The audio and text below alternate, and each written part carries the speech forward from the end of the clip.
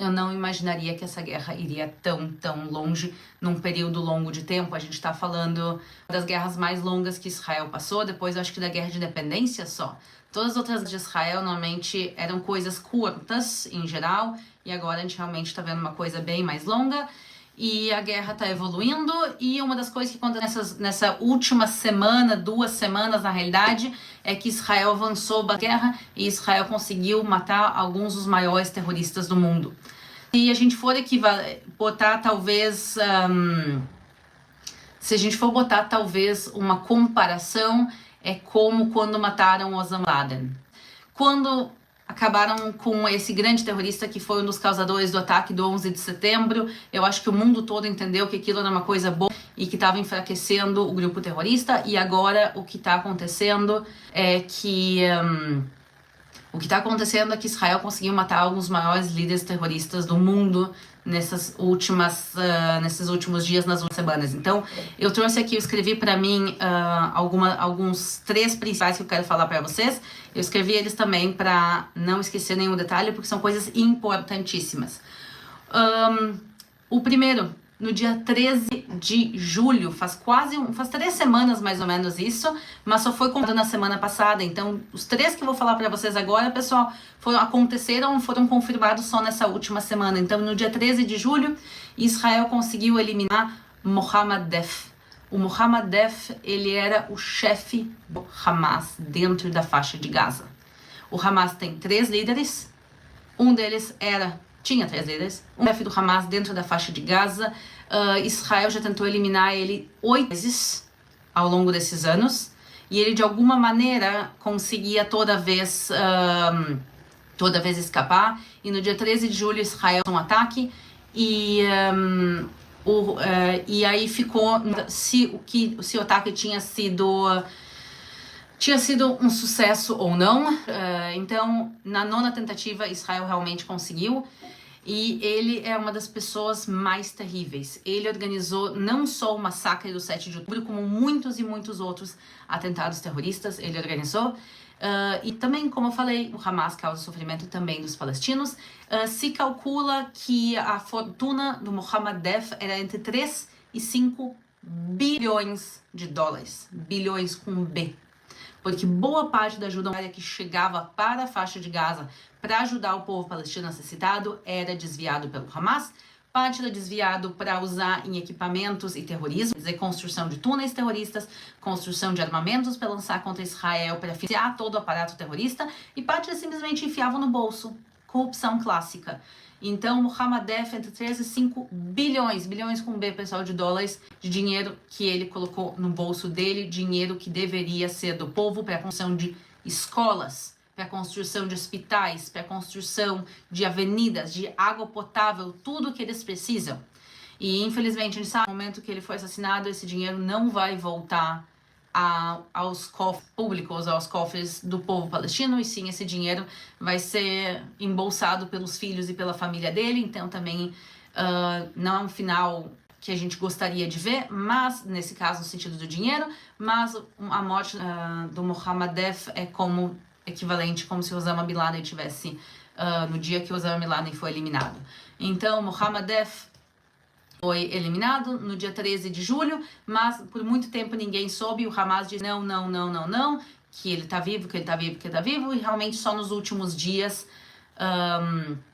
Eu tô tentando evitar palavras, eu estou vendo aqui nos comentários, estou tentando evitar palavras que sejam problemáticas aqui para o YouTube, mas fica um pouco difícil contar toda a história para vocês sem usar toda a nomenclatura. Mas, nos últimos dias a gente recebeu a confirmação que ele realmente foi eliminado, o que é um bem para o povo de Israel, o que é um bem para o povo palestino. Então, o primeiro líder. O segundo líder do Hamas, que era o chefão político, se pode dizer, ele sentava no luxo do luxo no Catar.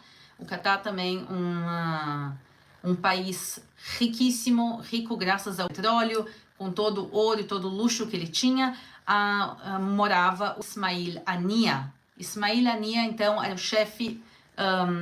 chefe político do Hamas. Ele sentava no Catar, enquanto o povo de Israel sofre, enquanto o povo palestino sofre, ele estava sentado lá no luxo dele, Pessoal, se vocês olham na internet as imagens, ele sentado orando em hotéis de luxo, no Four Seasons, voando em jatinho particular, quer dizer, o luxo do luxo do luxo. A fortuna dele, a propósito, é calculada em aproximadamente 4 bilhões de dólares. 4 bilhões com... Outra vez, dinheiro que deveria ser do povo palestino, que ele roubou. Mas tem, por exemplo, The New York Post, que é um jornal americano, calculam que a fortuna dele era nos 11 bilhões de dólares. Todos os números que eu vou falar para o pessoal não são números definitivos, obviamente eles dizem que eles não têm nada, tudo isso é feito por pesquisas e por uma série de maneiras. Mas isso aqui são números que foram divulgados pela imprensa, não só pela imprensa internacional, mas também pela imprensa americana, também diferentes fontes. Eu tento pegar e comparar os números para trazer para vocês um número que realmente seja o mais sólido possível, mas tem gente falando 4 bilhões, tem gente falando 11 bilhões, então realmente, eu acho que nessa altura é uma fortuna incalculável que poderia ser usado para a população, para o bem. Pessoas, só um tem 11 bilhões, o outro tem 5 bilhões, eles têm uma fortuna que se distribuíssem realmente poderia fazer um bem. Mas ele vivia no Catar, então, Ismail Haniyeh, esse chefe do grupo terrorista, e ele viajou até o Irã, que também, outra vez, o Irã, desses bilhões também parte saindo do Irã, então ele viajou para o Irã e ele foi eliminado no Irã. Quem eliminou ele? Ninguém fala. Israel não assumiu a responsabilidade, os Unidos disseram que eles não estão envolvidos nisso. Eu acho que está um pouco claro para todo mundo que Israel eliminou ele em Teherã, no Irã, mas não é uma coisa que está confirmada. Mas que, outra vez, é uma coisa boa para o povo de Israel, para o povo palestino. Então, dos 3 líderes do Hamas, 2 foram eliminados. Agora, quer dizer, o Ismail Haniyeh foi no dia 31 de julho, há poucos dias atrás, a gente está hoje dia 4 de agosto ao vivo, então dia 31 de julho ele foi eliminado, e o outro terrorista que foi eliminado é o Fuad Shukr, eu peço desculpas se a minha pronúncia é ruim. O Fuad Shukr, ele é o número 2 do Hezbollah. O Hezbollah é outro grupo terrorista que ele tem a sede dele no Líbano, financiado também pelo Catar, mas principalmente pelo Irã. O Fuad, ele era o chefe da ala militar do Hezbollah. Então ele era o número 2 depois da nação. E ele era encarregado do terrorismo, das ações militares propriamente ditas, e não só contra Israel. Ele obviamente causou muitos ataques contra Israel, mas não só contra Israel. Em 1983, ele fez um ataque a uma base americana em Beirute, uma base da Marinha Americana em Beirute, matou 241 pessoas.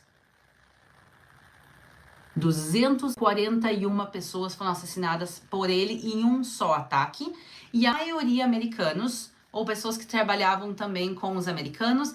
Então ele teve um papel fundamental nesse ataque em 1983. Vejam há quantos anos ele fazendo ataques e há quantos anos, quanto sofrimento ele causa. E também, pessoal, ele foi o responsável pelo ataque em Majd al-Shams. Não sei se vocês ouviram, aí mais ou menos uma semana atrás aconteceu um ataque terrível. O Hezbollah, esse grupo terrorista, lançou um ataque do Líbano para as colinas do Golã e eles atacaram um campo de futebol. No final de semana, um campo de futebol cheio de crianças jogando bola.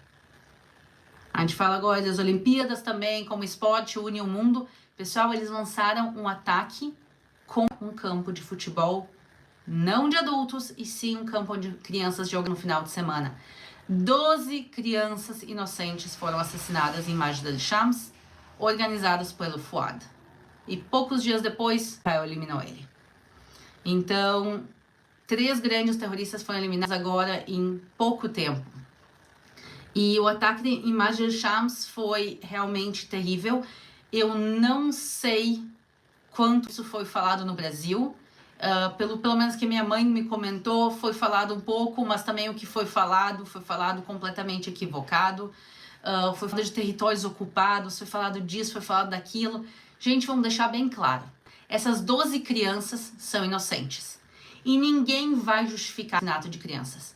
Nem de crianças judias, nem de crianças árabes e nem de crianças cristãs. Não existe justificativa para violência, muito menos contra a criança. As 12 crianças assassinadas em Majid Shams, eles eram de cidadania israelense.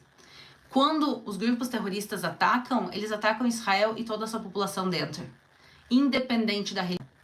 No caso do 7 de outubro, a maioria dos assassinados, 1.400 assassinados, a maioria foram judeus, mas entre eles também tinham cristãos e muçulmanos.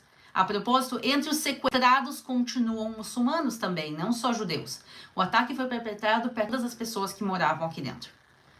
Independente da religião, independente da etnia, essas 12 crianças árabes de etnia, de religião drusa, que é uma religião que existe aqui nessa região, tanto no Líbano como na Síria como em Israel. Então, árabes de religião drusa e crianças, que é o principal fato dessa história. Então, eles ficaram sem o menor valor à vida humana, à vida de ninguém. E por isso, pessoal, quando a gente fala do terrorismo, a gente tem que entender que o terrorismo não é contra judeu. O terrorismo não é contra Israel. O terrorismo é contra o mundo civilizado. E por isso a gente vê que os ataques não são só contra os judeus israelenses, congelando, pessoal. Mas o mais importante, pessoal, o ataque vai chegar a todos nós, se a gente não parar o terrorismo. E por mais que toda perda de vida seja uma tragédia, a gente tem que entender que essas 3 pessoas que foram eliminadas nesses últimos 2 semanas, eles realmente... Tá congelado, pessoal?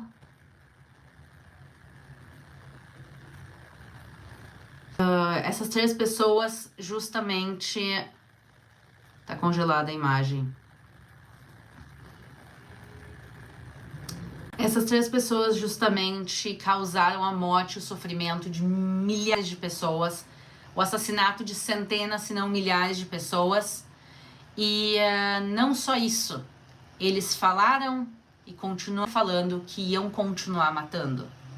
Isso é muito importante, porque a gente pode orar para as pessoas se converterem. Um grande terrorista do Hamas, que ele é conhecido como filho do Hamas, inclusive, um grande terrorista, ele se converteu ao cristianismo, ele mudou os seus caminhos e hoje em dia ele, quem quiser buscar ele depois na internet, só buscar filho do Hamas, ele mudou o seu caminho e a gente realmente tem que orar para essas pessoas mudarem seus caminhos, mas a gente tem que entender que eles não tinham nenhuma intenção de mudar. E que isso vai chegar no mundo todo também. E isso vai chegar também na América Latina. A gente soube que houve planos de fazer atentados terroristas também no Brasil. Justamente esse mesmo terrorista Fouad que foi assassinado, ou que foi eliminado por Israel, ele estava também ajudando a organizar ataques no Brasil. A gente tem que entender que esse não é um problema só aqui no Oriente Médio, não é um problema de Israel, não é um problema dos judeus, esse é um problema que vai chegar no mundo todo. Ele está começando por aqui e vai se espalhar. Então, quem dera essas pessoas todas pudessem se converter, baixar as armas, mas não é isso que a gente está vendo. E também esse é um dos motivos que eu estou fazendo a live, porque Israel conseguiu eliminar esses 3 terroristas, o que é um golpe muito grande para essas organizações. Matar as lideranças, uma ideia também é tentar que essas organizações caiam, se desmontem por dentro, que comece talvez uma briga de poder entre eles. A gente sabe que agora o Hezbollah, eles estão entre eles com um caos muito grande. Eles estão com um caos muito grande porque eles estão tentando descobrir como as informações chegaram em Israel, quer dizer, quem é que vazou as informações. E tem brigas muito grandes dentro, quem vai ser o novo líder, começa essa briga dentro deles, então talvez isso ajude realmente a enfraquecer os grupos de dentro. Mas por outro lado, quer dizer, Israel literalmente humilhou o Qatar, o Irã principalmente, o Hezbollah e o Hamas, e por isso o Irã, ele disse que quer atacar Israel de novo. A gente sabe que houve um ataque em abril, o primeiro ataque da história, primeiro ataque direto da história do Irã contra Israel aconteceu em abril desse ano. Centenas de projéteis entre mísseis, foguetes, drones, vários tipos diferentes de armamentos foram lançados desde o Irã contra Israel. e graças a Deus o ataque ele foi interrompido por Israel e seus aliados, quer dizer, Israel, Estados Unidos, França, Inglaterra e provavelmente também a Arábia Saudita participaram da intenção disso tudo para que não caísse em Israel. A gente sim, infelizmente, durante essa noite, a gente teve 2 incidentes. Uma menina também, árabe muçulmana israelense, ficou ferida. Ela ficou hospitalizada por meses e agora há pouco tempo foi liberada do hospital. Então, pelo menos uma boa notícia que a gente pode dar, que essa menina, essa jovem, menina de 7 anos, ela foi ferida, mas graças a Deus ela se recuperou e ela já tá em casa e ela já vai poder voltar à vida dela. Então isso, e segundo, sim, caiu algum tipo de projétil numa base militar no sul de Israel, mas causou danos mínimos. Então realmente a gente viu que houve o ataque, os danos foram mínimos.